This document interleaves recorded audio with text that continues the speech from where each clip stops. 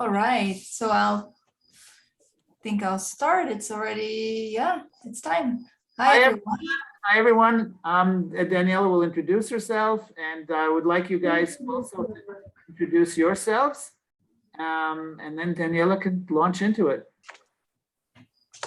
All right. Then I'll go to the slide in which I'm introducing myself. So yes, my name is Daniella Frost. I'm from Holland, living in Israel. I studied marketing and became an IT recruiter. And sorry, Effie, are you? I'm sorry. Oh, okay. And that's one of the things I'm still doing. But a year after I started recruiting, I opened a LinkedIn account and really became a super user, spending all day on LinkedIn searching for candidates. And I liked it so much, and I liked helping other people with it, that I also started to really help people with their LinkedIn presence. So I'm doing that for 7 years. And also for the last 5 years, I'm helping some people and companies with LinkedIn marketing.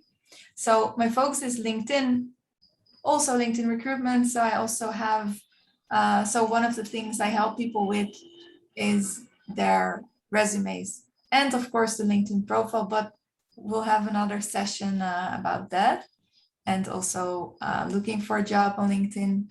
So all the LinkedIn stuff is for another session, but tonight is really about the resume, which is of course extremely important if you're looking for a job. So yes, I'm looking forward to hearing who everyone is.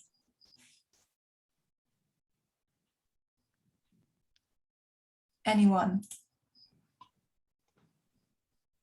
Okay, I'll start with myself only because I'm on the top of the grid here on my computer, so I don't know how it appears for everybody else.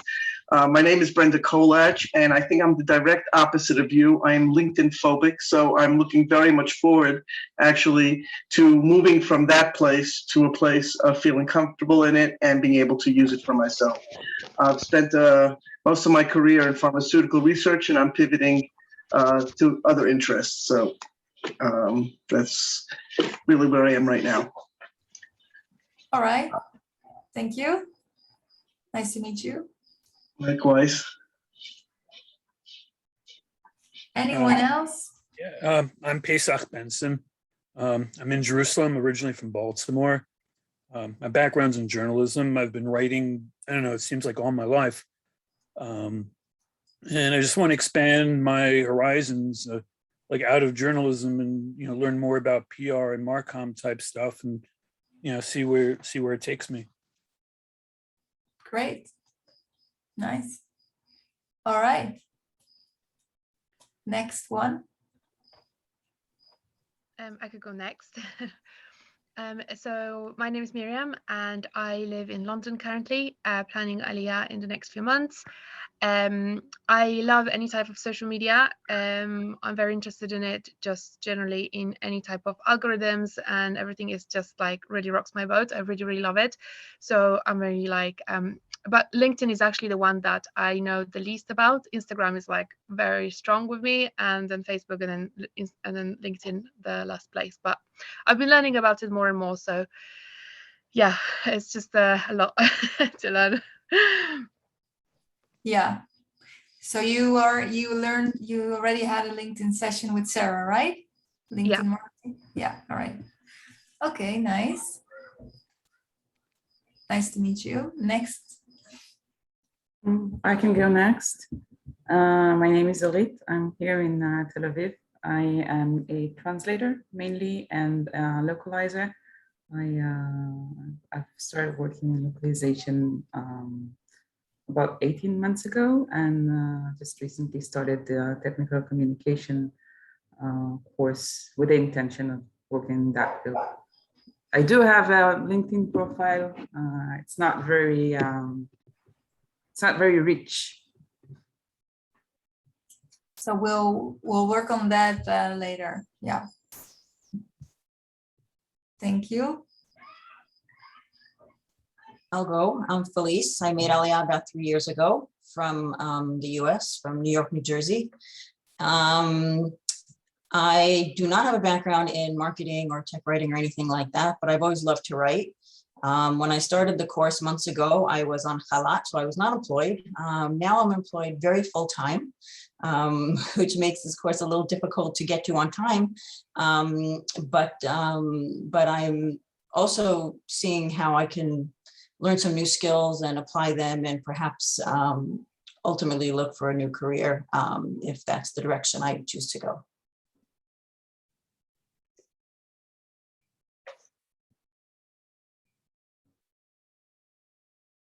Thank you. Thank you. And also for the time after your full-time job, you still came here. I also got a message from Joe that he has a sore throat. So thank you, Joe, for introducing yourself, and feel better soon. And yeah, anyone else want to introduce themselves? My name is Adam Friedman. I'm from Toronto, Canada, originally, made Aliyah a few years ago. And in the past, I was working in teaching, rabbinics, all kinds of other stuff. Now I'm sort of pivoting towards technical writing and, like coding, documentation kind of stuff. Yeah, I have a LinkedIn account. I just know that they send me a ton of emails that I never read. That's basically what I know. I mean, aside from, last week's session and what I've learned in this course so far, that's what I know about it. So I'm looking forward to finding out more and about, CVs, etc. as well. Great. Yeah. The emails is the least interesting thing about LinkedIn. So, and you can opt out of most of them. So, but thank you. Do we have someone else? Hi. Hi. Hi, my name is Clara Korn. I am an academic assistant at Bar-Ilan University. I work in the Faculty of Engineering in Inex Labs. I've been working there for 4 years. One of my tasks at the lab is to update the website, to update the researchers' website, and that's how I came into this field. And well, I also did previously in other years, I did an SEO course, and I did all this course with Sarah, and the Markham course. I started with Sarah Manning too here. And I am crazy about LinkedIn. I really love it. And a friend of mine, which is also a recruiter, she got me into it, and I quite use it actually. And I'm very interested in what you have to offer. Great. Yeah, so tonight it will be less about LinkedIn, but we keep the good stuff for the later session. But the resume is also really important to have a good resume, of course. LinkedIn is more fun, at least for me, but they're both important, of course. All right, I think we have everyone, right? Someone.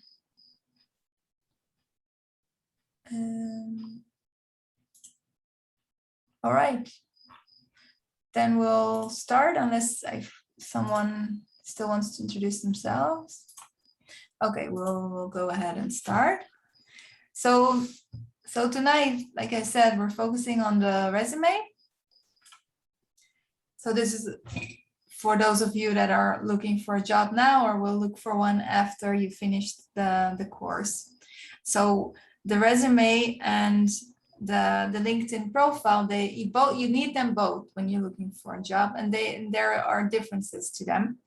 But when you're applying, in most cases when you're applying, you have to send your resume. So it's important, and a big difference between your resume and your LinkedIn profile is that your resume should be really focused on a specific job you're applying for, whereas the LinkedIn profile should be more broad, because all kinds of people will find you on your profile, and it has to be written for different kinds of positions. It has to have a lot of information.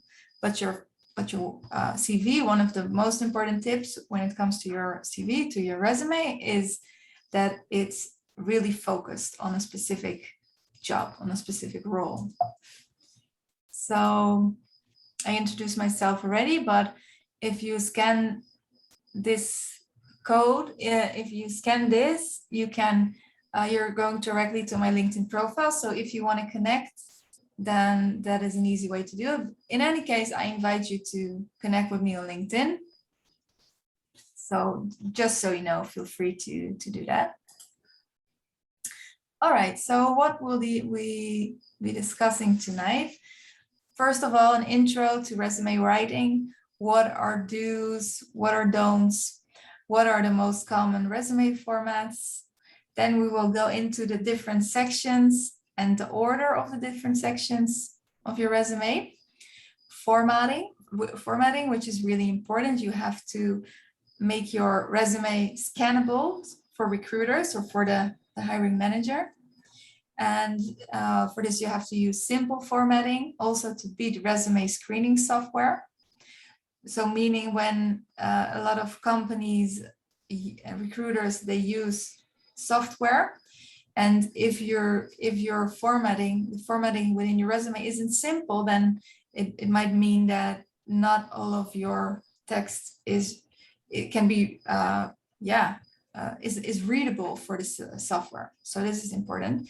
And like I just mentioned, to have focused resumes is really important. So you have to match your resume with job postings, and you have to focus on different skills, different jobs.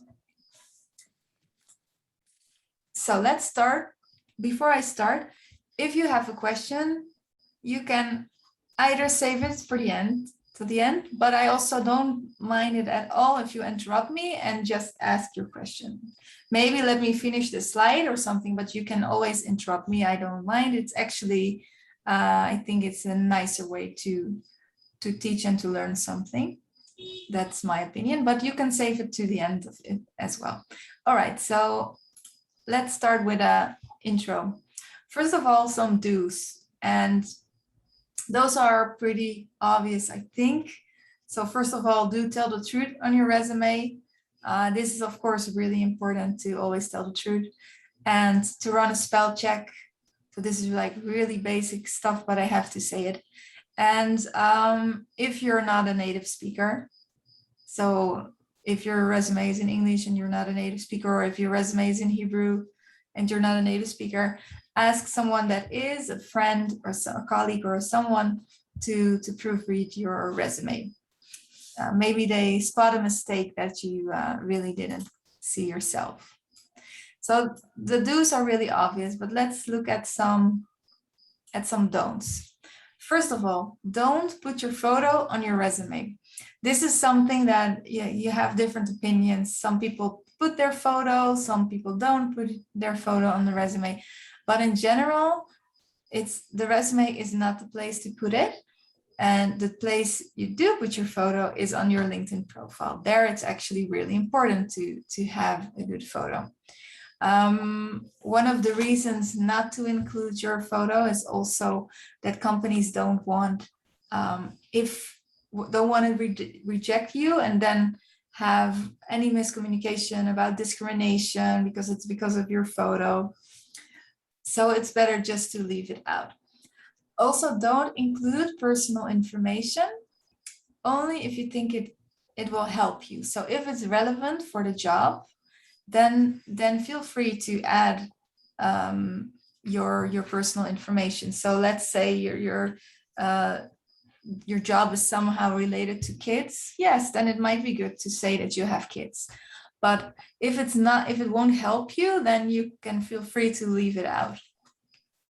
Also, and this is mostly true for Israel, don't include your goals and objectives, because if it's like, okay, you want a job, you should be that is your goal already, to find that job, to get that job. We don't need to know about your long-term objectives. Also, don't include your hobbies. it's not relevant.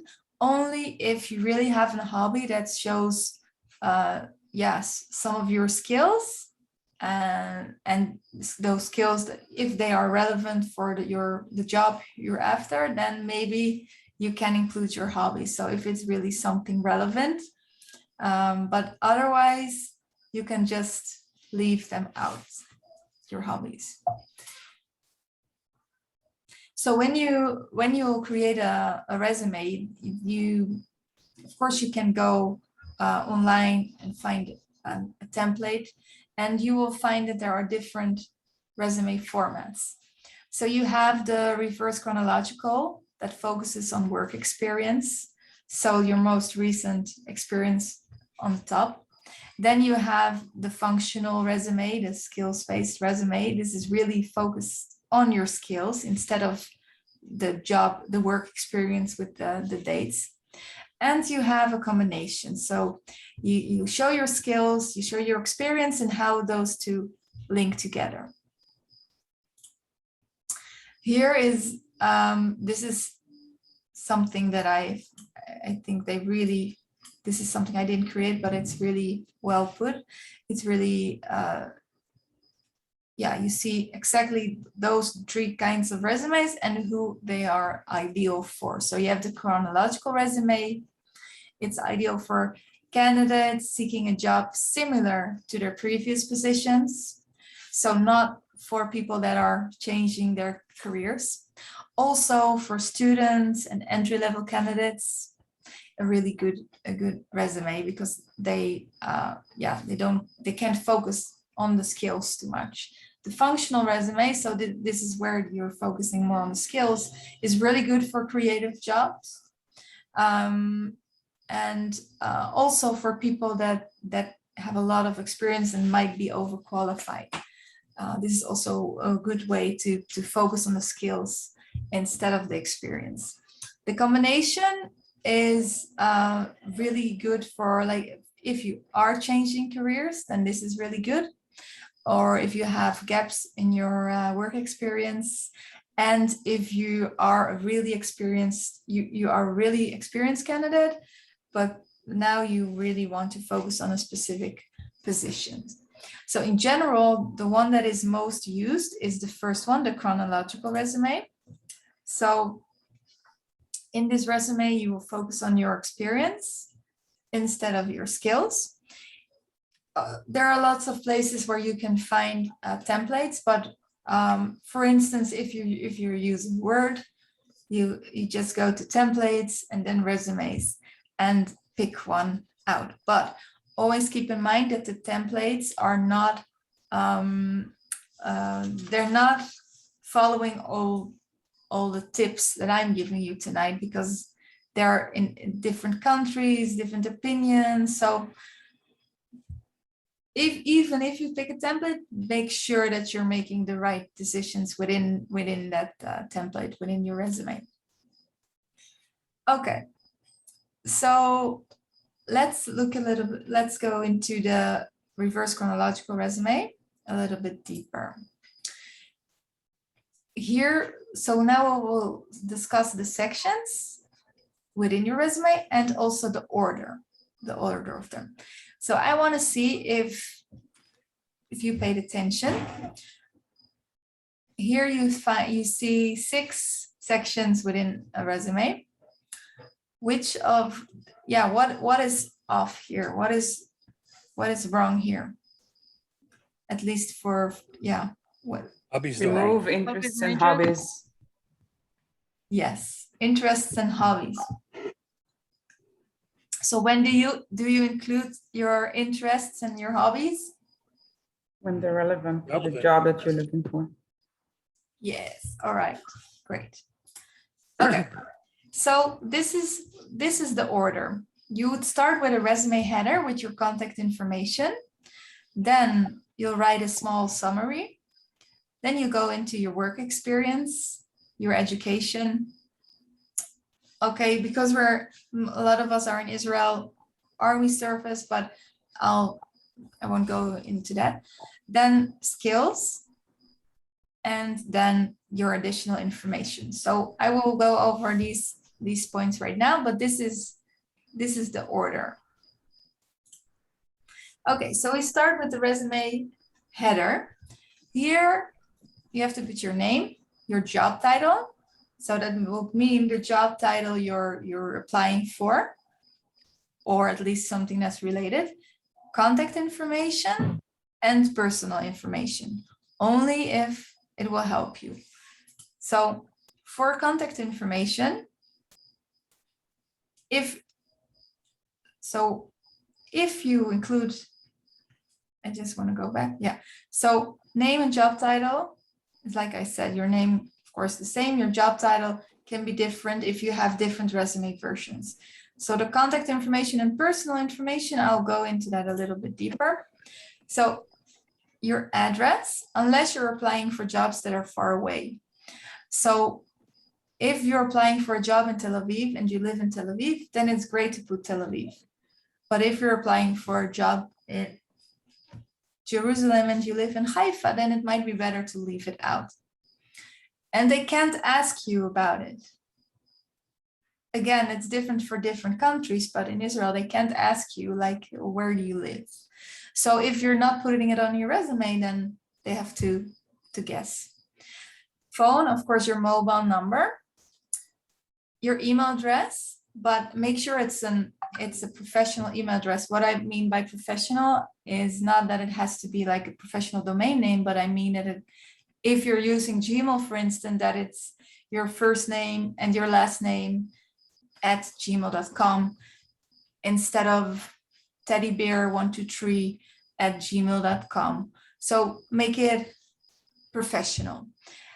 Then, really important, LinkedIn, a link to your LinkedIn profile, because recruiters will always check your LinkedIn profile as well. Of course, it depends a little bit on the job, but for this group, yes, they will check your LinkedIn profile as well when you apply. So the URL you put there has to be a personalized URL, so a shortened URL. If you don't shorten the URL yourself, then you have a really long link, like Daniella Frost 123 ABC. That's not what you want. So you want linkedin.com/in/Daniella Frost. And that is the link you will put on your resume. And that is the link that you will also put, for instance, in your email signature. But that's another story. So that is the contact information. So personal information only if you think it might help you. So then we're talking about your age or your date of birth, place of birth, whether you're married or not, your number, the number of children, anything personal that might help you. Okay. So that was the first section, so the top. Now we're going to the summary. This is really small. Like you see in this example, it can be 2-3 lines. So you have to include your job title in the summary. So in this case, senior account executive. And you'll give a little summary of your experience. You'll add a couple of your most relevant skills. So in this example, they're even also using like as skills, they're the sales intelligence tool. So Marketo, Salesforce. So it's really like, if that is needed for the job, then this is great. Then they see that right away. And if you can make some sort of statement about the value you created or the results. So in this case, he has helped over 200 clients reduce IT infrastructure of about 40%. So that is really great if you can really quantify your value and your results, the results you'll bring to your employer. So this is just an example. And like I said, if it has to be focused on that specific job. So it can mean you have 2 resume versions with 2 different job titles, 2 different summaries. I will come back to that later. Okay. So then the third section is the actual work experience. So you start with your position. Make sure that the job title is clear, that it's not a vague job title. So if at your previous employers you had a vague job title, then it might be a good idea to make it clear what the position actually was. Then the company name, the dates, 3 to 5 responsibilities, and 1 to 2 achievements. So there are a few rules. First of all, you use the past tense. You only use the present tense for your current job, of course.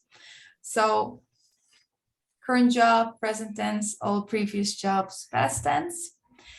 If possible, you quantify your achievements. So you're using numbers, percentage. And if the position isn't relevant, so meaning it isn't relevant for the job you're applying for, or it has been a long time ago and you don't want to make your resume too long, then you can leave out responsibilities and achievements. Then it's enough to just say position, company name, date.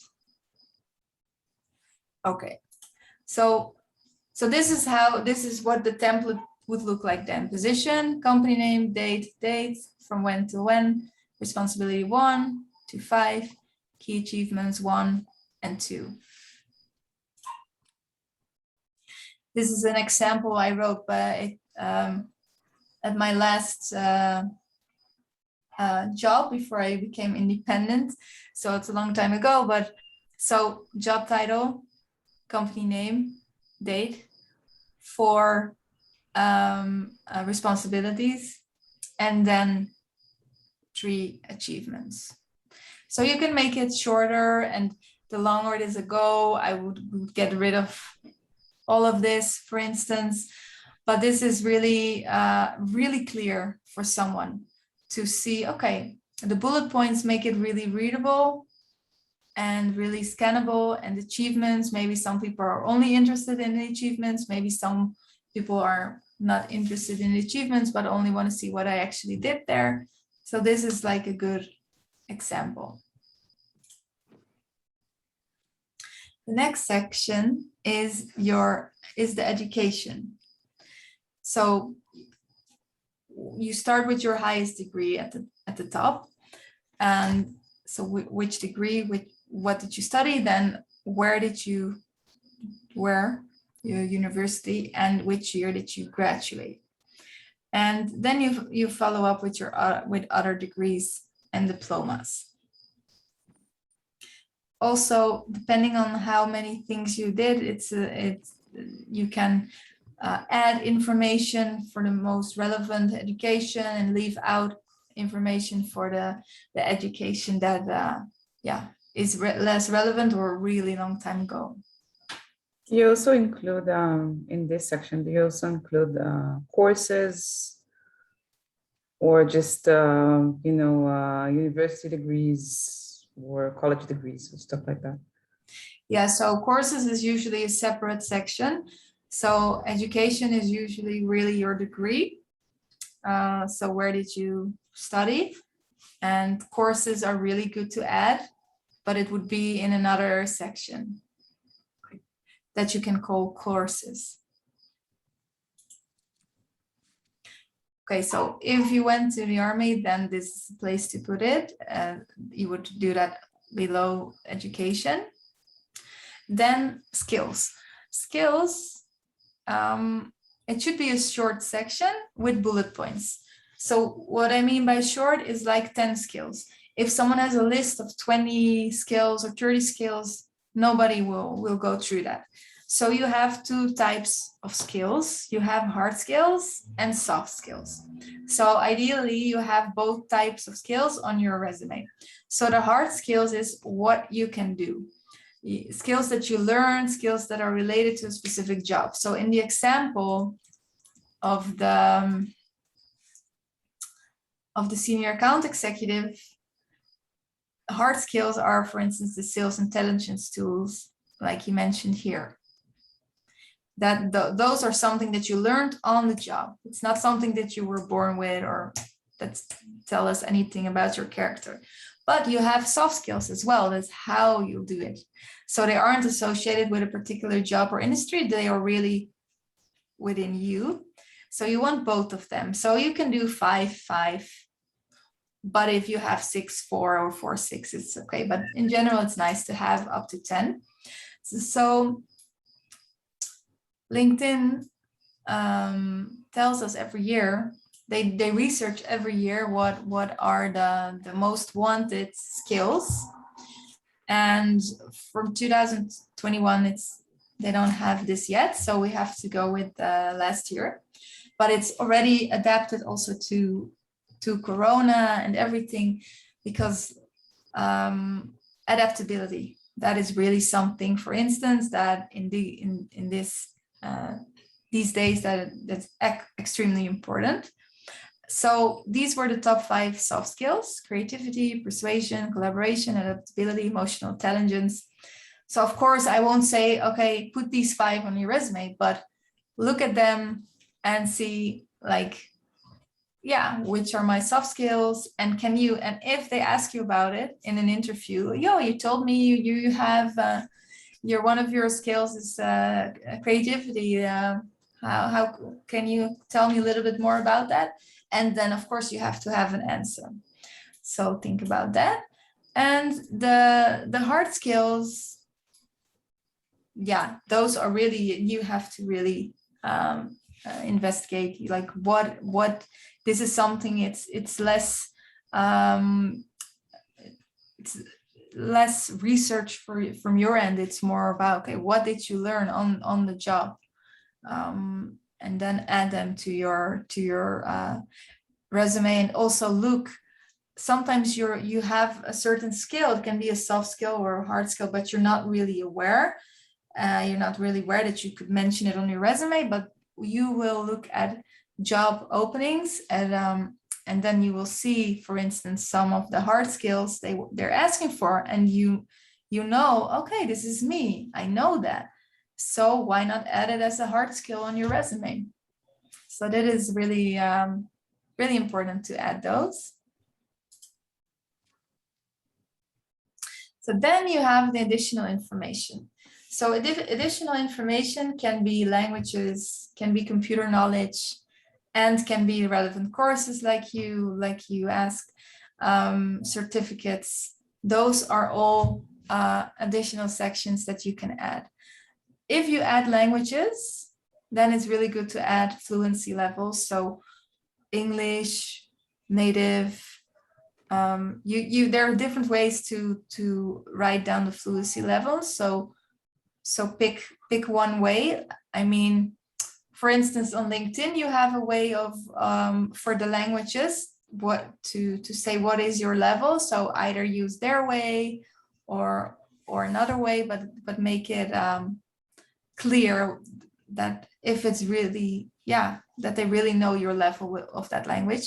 Computer knowledge is really, for instance, when you're doing this course and you have some specific computer knowledge, it doesn't mean that you have to write Word and PowerPoint only if you have, really elaborate knowledge. So just the basic stuff that everyone knows, no, you don't have to, it's not worth it to put it on your resume at all. And then, yes, the relevant courses, certificates. So it can be that for your resume, you don't have any additional information. It can be that you need more than this. These are the most common ones. Okay, let's look at formatting. So you have to look at it like this. When a recruiter receives your resume, it's not the only one they're receiving. For some position, they're receiving tens of resumes. For some, it's hundreds of resumes. So it has to stand out, and it has to be scannable real quick, because they sometimes literally that just takes seconds. It's not like they have, ideally they have a few minutes for each resume, but it really depends on the job and how many applicants there are. So if you know that your resume will only be scanned for a few seconds, then you know it has to look good. So what helps is bullet points, makes it really, those make it really scannable. White space also, the font is important, the length is important. You don't want to make it too long, and also the file format and the name. I'll get into these points now. So, fonts. There are 5 fonts that I recommend for resumes. Also to make it scannable, so really easily readable, but also for the software that I'll talk about later. If you have some specific unique font, then maybe some recruiter software, you can't read that font. So you want to have you want to use fonts that are readable by a person, but also by a computer. So these are the good examples, and you can see what you like the most. So font size, you generally go for 11 or 12. And then what you can do is make use of bold, specifically for dates, headings, and titles. You want to make it a little clear that they're talking about something else. So you can either say, okay, I'm making all the headings a bigger font size, I'm making all the dates bold. So those are ways to also make it really scannable. All right, so the length, there are a lot of opinions about the length. Some people swear by 1-page resumes. Some people say it has to be the length. You have to put everything in there. It doesn't matter how long it will get. And other people I will close my window because of the noise. And other people, like me, will say like the truth is a little bit in the middle. Yes, if you can keep it short, then that's great because it's really scannable. But if you can't fit it onto 1 page, then use 2 pages. So for instance, if you have less than 7 years of relevant experience, then probably you can manage to put everything there on a 1-page resume. If you have more than 7 years of relevant experience, you probably need 2. But it can be that you have 10 years of experience and you're fine with 1. It can be that you have 5 years of experience and you need 2 pages. Maybe you even need 3. But in general, if you can, keep it as short as possible. Then the file format, the file and the file name. For the format, it's good to always use PDF to keep your resume layout intact. So if you save it as a PDF, you're sure that the recruiter will see your resume exactly as you want them to see it. Sometimes a company only asks for doc, or not the company, or you have to upload your resume and it has to be a doc document. Then of course you will do that. But if not, then always do it in PDF. Then the file name, it's really good to include your name in the name of the file. So for instance, resume Daniella Frost or Daniella Frost resume. So if a recruiter is saving some resumes to their downloads folder, for instance, or desktop, and then later they only see resume.pdf, cv.doc, CV 2021, it really makes their job better if you just put in your name. They can find you right away, and that is just really, really good. Okay, so now I'll talk a little bit about the software. It's really important if you want to beat the resume screening software, it's really important to use simple formatting. So a lot of companies use an ATS, that is an applicant tracking system, meaning that every applicant they comes into a system, and from there they will it imports the resume, and from there the recruiter does their job. So there they do their screening and rejecting and all the other things that they can do. So large companies, at least 90% of them use an applicant tracking system. The smaller companies, medium-sized businesses, okay, a little bit less, but still 68% at least use this. So it's really important to be aware of this, what happens. So when you apply specifically on a company website, it's really important to be aware that your CV is getting imported into a system. And you want to import it the right way. And you don't want it to skip words or skip sentences or skip tables. So you really wanted to make it simple. So over 60% of companies even screen the resumes, they automate it. And that means that, for instance, there's a word missing on your resume that they said was required for the job. Then the system already says, okay, reject. So you really have to be aware of keywords on your resume, and you really have to be aware of the fact that it gets imported, and you don't want it to misinterpret your resume. So what happens? It's like a resume parser. The resume parser cuts your resume into smaller chunks. So every section of your resume, like we just mentioned, it's like each section is a chunk. And then it gives recruiters a searchable database. So if the resume can read, for instance, your location or your job title, then the recruiter can say, okay, I'm searching for a candidate in Tel Aviv. And then all the Tel Aviv candidates come up. Or I'm looking for a sales manager, and then all the sales managers come up.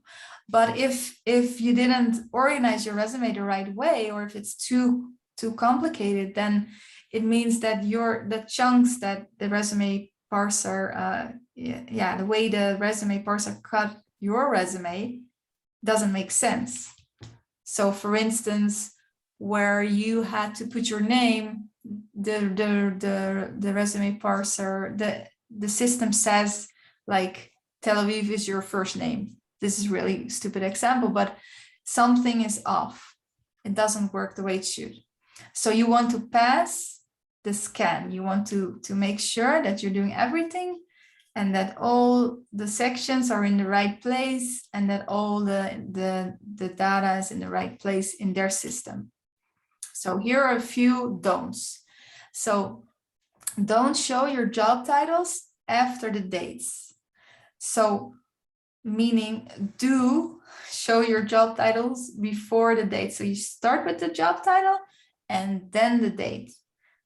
So not starting with date and then the job title. Also, don't use columns or tables. This can make your resume really visually better if you do use columns or tables. But if your resume gets into a system like this with columns, it can be a big mess. Balagan, if you know the word in Hebrew. I just want to show you an example. So for instance, here you see that he's using columns, tables. In theory, what could happen if this resume gets into the screening software? What could happen is that this becomes one sentence. British Secret Service, London's intelligence operative, licensed to kill. January present, multilingual. So everything gets mixed up, and this is how it gets imported. So instead of this and this, and at the end this, it will all become one text and one big mess. So don't use special characters in your name. So in your name, leave out these symbols, because your name is something that you also wanted the software to pick up. Don't use more than one font. Just pick one font and stick to it for your entire resume. And like I said, make it fonts that are widely used so that you're sure that the system knows this font. So don't be too creative with a beautiful, unique font. It won't get you anywhere if the system doesn't pick it up. Don't use colors, images, and graphics. So this is for the same reason. You have to keep it really simple.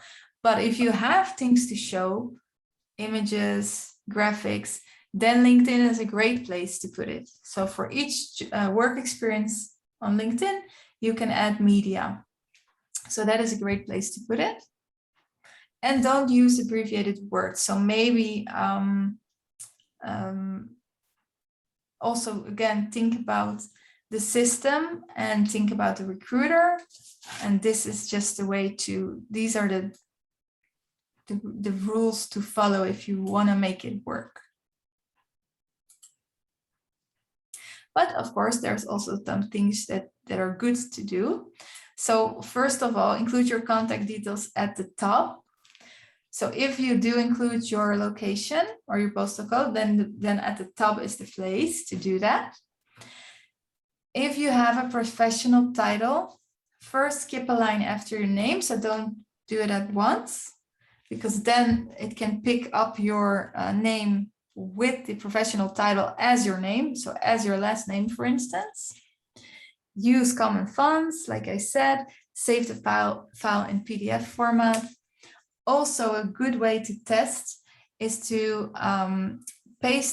copy your text on your resume and then paste it into something like a text editor without any fonts, like plain text. And then you can really see if it picked up all the text, and also if it picked up all the text in the right order, or if there's anything strange going on. So before, this is what you do, of course, before your resume is ready to be sent out. And use keywords. So keywords that goes for your resume, and it goes for your LinkedIn profile, and it goes for a lot more. Keywords can get you found. Keywords can get you the job. And specifically, if you use keywords, for instance, from a job description, you incorporate them into your resume, onto your LinkedIn profile, then they can really help you find your next challenge. So that brings me to I think the last chapter of focused resumes. So what you want to do is you want to match your resume with job postings. And the easiest way to do this is to use keywords, by using keywords. So you will, if you have found a job posting and you want to apply, you read through the job posting and you see which are keywords, skills, anything else that they find that are really important for this position, and then try to include them on your resume. And you can do this for each and every job you apply for, or you can do this for groups of jobs, like groups of, like for instance, you have one technical writer resume and one marketing writer resume. Probably not a good example, but you can have different versions. I can have a recruiter resume and I can have a LinkedIn trainer resume. Those can be two separate resumes. Or I can adapt my recruiter resume for an IT recruitment position and a finance recruitment position. The more specific your resume is, the more your chances increase. So what you can do, how can you create a resume that connects to the demand of the job market? First of all, you find 10 vacancies that interest you. Then you analyze the vacancies and see which words are mentioned often. So those are the keywords. And then use these exact keywords in your resume. So this is really, really good to do. Then you can focus on different skills, different jobs. Your resume should really be a targeted document. So unlike LinkedIn, the resume is really targeted and LinkedIn is broader. So you create different resume versions to focus on different skill sets for different jobs. And then you save each resume version with your name and position title. So then you get Daniella Frost recruiter.pdf, Daniella Frost LinkedIn.pdf, for instance. So when you create your targeted resume, there are a few things that you change. These are the 3 things that you have to change at the bare minimum. So at least your job title, the summary, and the skill section. Then, of course, you can go on with your work experience. There are other sections you can really target your resume for, but at least your job title, your summary, and your skill section. So then next week, we will meet again, and what your homework is, and probably not, this is not for everyone, because if you already have a job, I can imagine you don't want to write your resume. But if you are looking for a job, or you will be looking for a job, it's great if you can start to write your resume. And then what we'll do, you can send it to me. And anyone that wants to volunteer that evening, we will pick a few resumes and we will open them, and together we will look at them. Like what can be improved, what is good, what can be better. So that is the homework. You can send it. This is my Our Best Words email address, daniella.f@ourbestwords.com. This is the link to my LinkedIn profile. Like I said, if you want to connect, feel free to do that as well. And yes, are there any questions? Hello? Yeah. If you're pivoting from what you used to do and you want to go into technical writing or something else that's completely new to you, how do you use your background to help you? Even your university degree and the subject you study may not necessarily be of interest. And if they're looking for keywords, or just the mere fact that you're pivoting may make you like the most least desirable, because they can have people who are experienced. Mm-hmm. Yes. Yeah, that depends, of course. So still what you can do is try to look at the experience you have and to see if there is anything that relates to that position. And then you make that bigger and you make the other things smaller. So it's sometimes like a puzzle, like, okay, how can I make my resume look better, like look like I'm a match, but without lying. But of course, it's good to make some things better, bigger, and other things smaller. And that really depends on, there's no right answer, because it depends on your background and on your and the job you're applying for. So really closely look at the job and see what are the words, what are the skills, what am I good at? How can I write my resume in a way that it shows that I could be a match? So it's also maybe about reading between the lines. And wouldn't your resume require something in addition, like some kind of cover letter or some explanation that you're going from one area to another and you think it'd be a good fit? Because your resume on its own compared to everybody else's resume just won't hold water. It won't stand up. Yeah. And then it's great, something that you can really elaborate on in the cover letter. And it's also a little bit a matter of luck, of course. Do they even read the cover letter, and who reads it? But it's good if you can. The most important thing is if you can explain.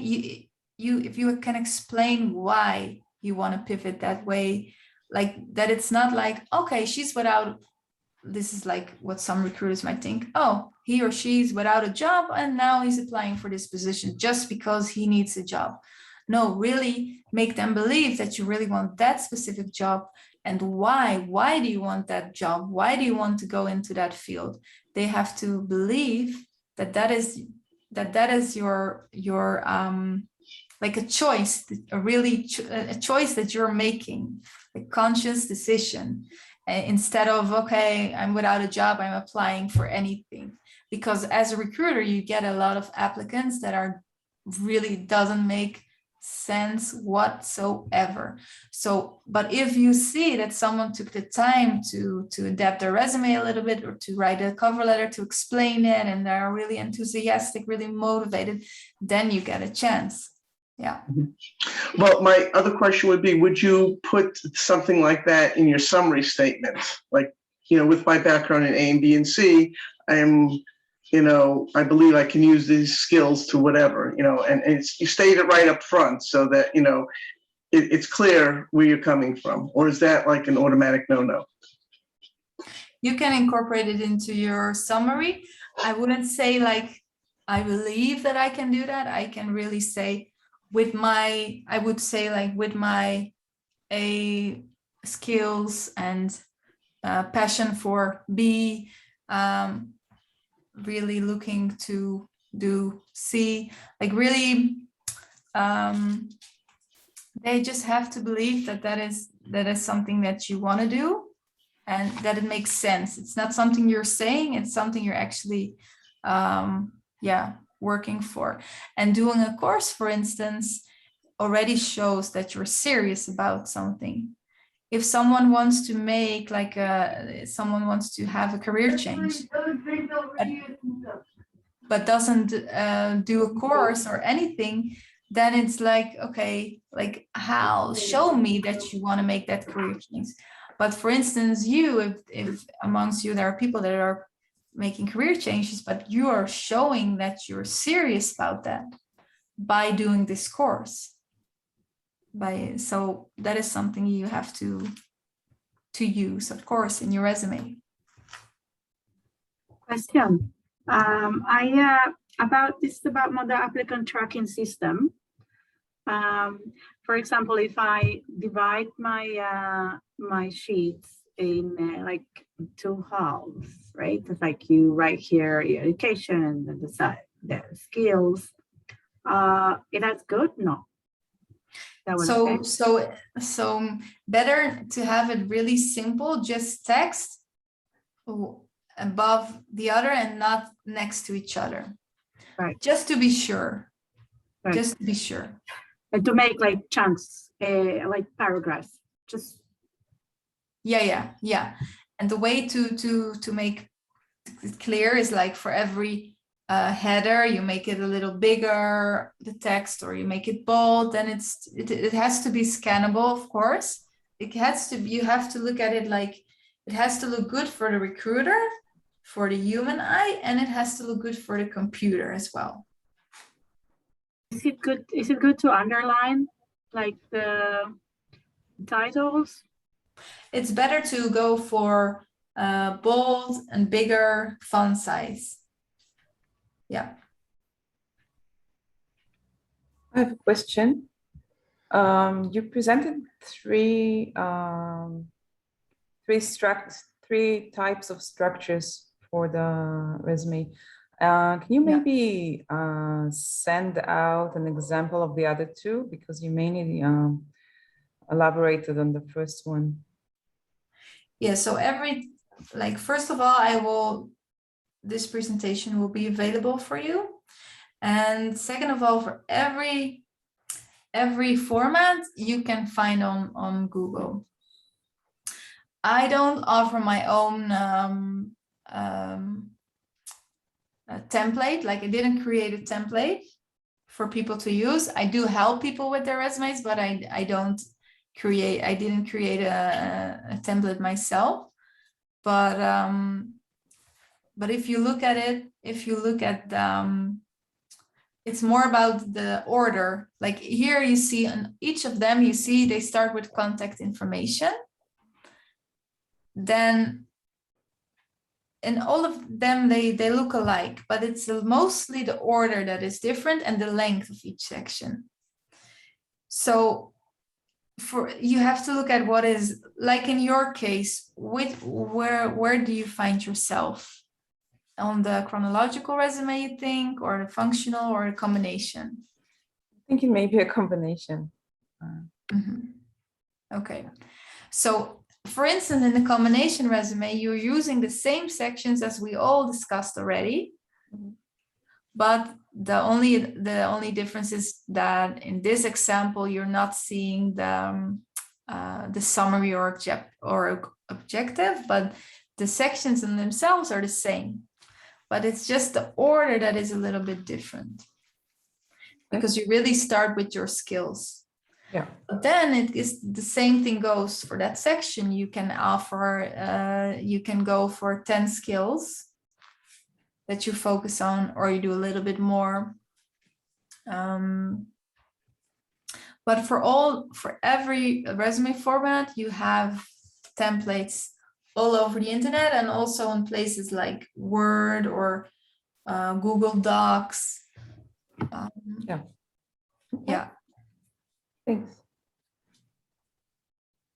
All right. Any other questions? In terms of including experience, especially for somebody that's doing a career change. So in the past, I've heard the advice I got was you have to make sure that all the holes are filled in your experience, like in your timeline, so people know what you were doing and whatever. What is your advice about that in terms of including things, or just include things that are relevant to the job and nothing else? How are we supposed to handle that? Yeah, recruiters look at holes in your resume, but the farther away it was, the less relevant it is. If you're applying for a job now and you see, okay, you didn't do anything for a year, then it can be difficult to get an interview. But if at some point 10 years ago you stopped for a year, they probably don't care. So it's also about, like how recent is it? And also, if it's longer ago, you can also say like you will leave everything out if it's too long ago, like 15 years ago. I don't know all of your ages and everything, but if you're a little bit older and you have more experience, you don't have to put everything on your resume from your first job.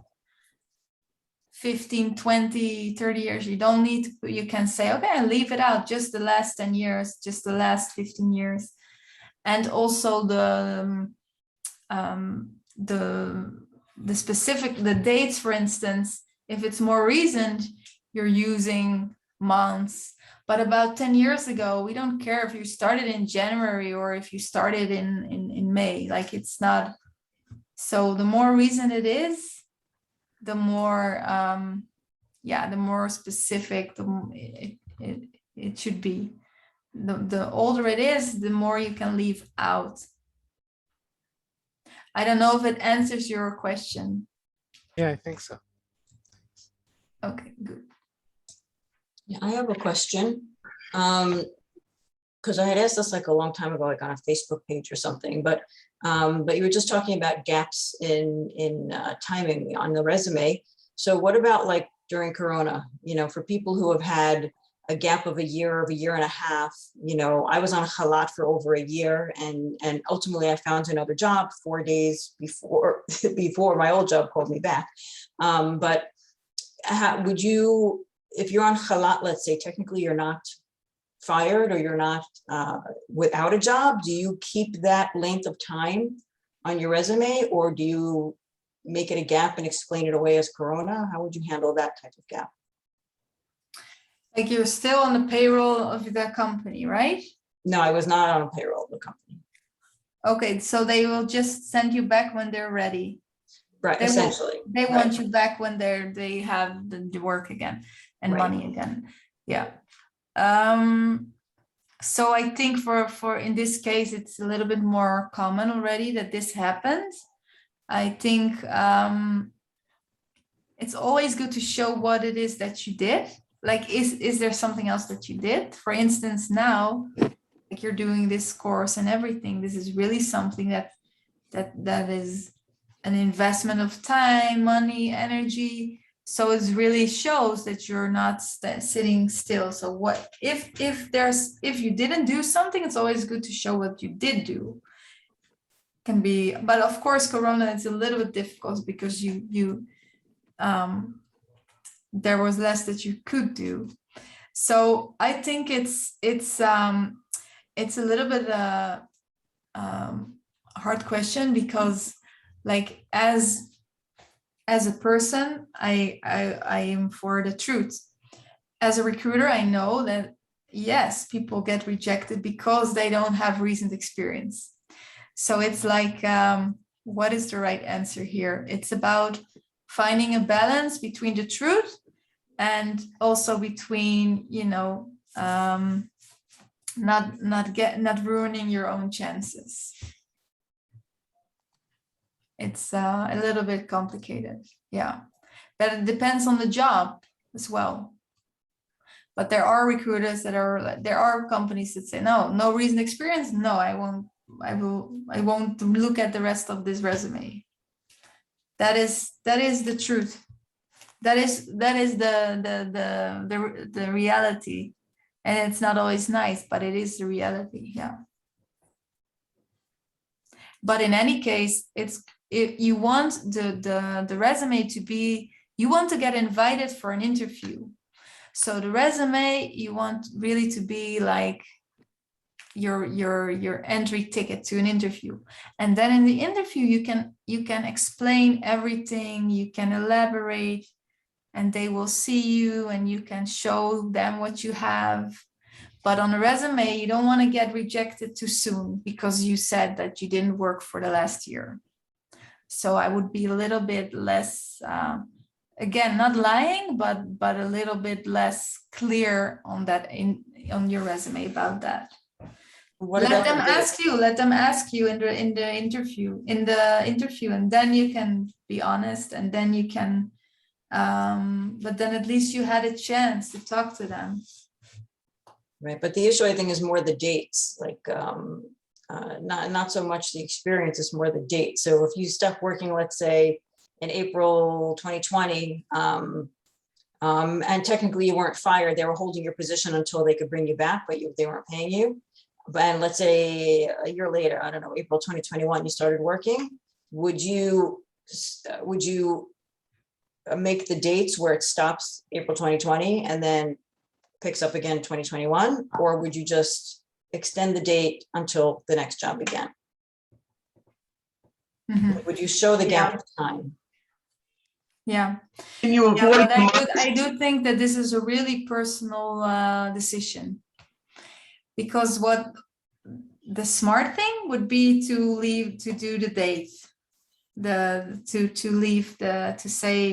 to make it the second job follows the first job right away without a pause. That would be the smart thing to do for your chances on the job market. But we also are persons, and one person wants to tell the whole truth and wouldn't put that on his resume at this stage. This is really a personal decision. For your chances, yes, it's better. The less gaps and the smaller gaps, yeah, the better. That's the truth. Right, 2020 for the first job and 2021 for the second job, and yeah, then that would be like a workaround where you're telling the truth. And then if they want the specifics, they can just ask you, okay, so 2020, so when did you stop? And then you can explain, but then at least you have them on the phone or you have them on Zoom or whatever. Yeah, and I see this happen a lot, that they get less specific. And this is okay, we just have to ask. A recruiter, of course, it's easier for them if you're really specific about the dates, but But if not, you won't reject someone because it might have well been that you worked there all of 2020 and that you started your new job all January 2021. So they won't reject you for it if they see that. So it's a smart, like it's like a good yeah, good way to go about it. Thank you. Welcome. One of the things that is very difficult to do is actually to describe your role. I always find it difficult to explain my role. Some tips, how to start, how to develop the story. The role you already had, or the role I had and the role I'm doing. Mm-hmm. Is a way how to start. You can use, like, what can help you is the job description that, like, you applied at some point for this job. Maybe you still have the job description, or maybe that can help. Or maybe you can look for Google a similar job and see, like, what do I have in common with a general person in this position, and then write it from there. Or you just start from scratch. Like, what is it? What do you do? And how would you explain to a child what it is that you do? And then you start writing something and making it a little bit more interesting. Like, not like for a child, but you really start from scratch. What is it that I do? But it doesn't have to be so. It doesn't have to be a big story. It's better to put it.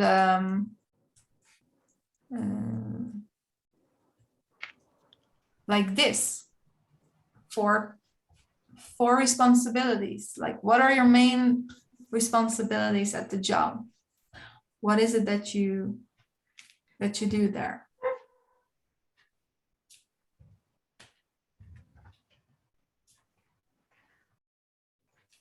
I didn't really understand very well when you were explaining how the program picks up things that are like put in tables, because if you put things in the paragraphs one after another, it looks like it was put in a table, but just without the borders. So there's not really any other way to write the text anyways, if you write like a paragraph. Yeah, the paragraph, if it's just a list of text like this from top to bottom. But if you have columns, it's like there are two. If the resume parser doesn't cut your resume in the right pieces, then it gets mixed up. So you want it to be simple, and you can just copy a text and see, like, for instance, if I will copy this text and then we'll put it in a text edit. And then I will say, you're still seeing my screen, right? Mm-hmm. Okay. So I will convert this document to plain text. And now I can see if there's something off. But in this case, everything is the same. Like, that's not but if I would be using a table, for instance, it could be that it gets like this. It's just an example what could happen. Okay, so instead of, then it would be this: mediation, recruitment consultant, responsible for computer futures, qualification, July, because it doesn't know where you said it, what was the beginning and what was the end. This could happen, and then your resume would be, it would get into the system like this, and it wouldn't pick up my job title, for instance. And it wouldn't know where it was, and it wouldn't know when it was, because it got mixed up. Is it, do you understand what I mean? What could happen? Yeah, I think I'm just gonna have to have a look at the program, the text converter, I think. So this is always a good way to check, like a simple plain text.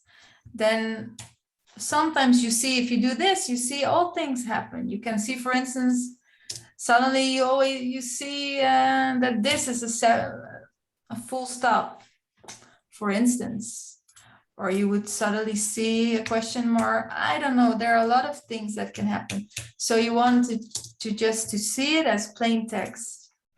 It's boring, but it is the way to go. Okay. And that tool is free, this the program? This is just what I get on my Mac, but I think I assume that this is TextEdit for Mac. I think every Mac has it, and if you're on a PC, then what is it called? Notepad. Notepad. Yeah, it does the same thing on Windows. Notepad. Okay, Notepad. So just I think it's in any case a good. I use this for more things to avoid mistakes, to avoid that there are extra full stops. Anything can happen if it's not a simple formatting. Yeah. All right. So, yeah. So When do we have to send in the CV for the homework? So the next session is on Wednesday. So it's best if you can send it by Tuesday, and then I will. If you send it, let me know if you just send it for me to look at it, or if you send it for me to look at it in class, because it's good if we have like a few resumes that we can handle in class. But then you have to agree that other people will look at your resume, of course. So we need some volunteers. What I understand is actually your course is once a week. So we have this one, and then we have another one on LinkedIn. But it could be that there were also one class and one lab. And it could be that there are 2 classes and 2 labs. But you will know this really soon. So the important thing is the LinkedIn profile and also looking for a job on LinkedIn. So we either do those 2 things in one session, or we split them up into 2 sessions. And it's already, if you don't have a LinkedIn profile yet, it's good to start creating one, that you at least know what we're talking about, and that you can that you can do something with the tips and everything. Thank you. All right. So I think that is it. Good luck with your resume, and then I'll see you next week. Right. Thank you. See you. Thank you. Bye. Nice meeting you. Bye, Latov. Bye. Thank you. Good night. Good evening. Bye. Good evening.